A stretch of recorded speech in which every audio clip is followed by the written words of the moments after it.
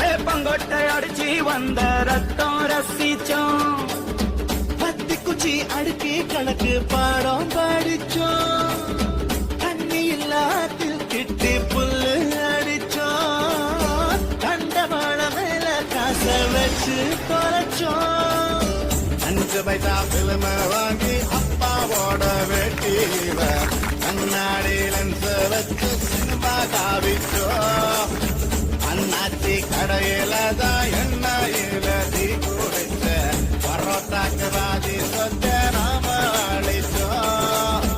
Hotel காட்டில் பொழுதெல்லாம் ஒட்டம் போட்டு தீரிச்சோம். வெயில தவிர வாழ்க்கையில வேற என்ன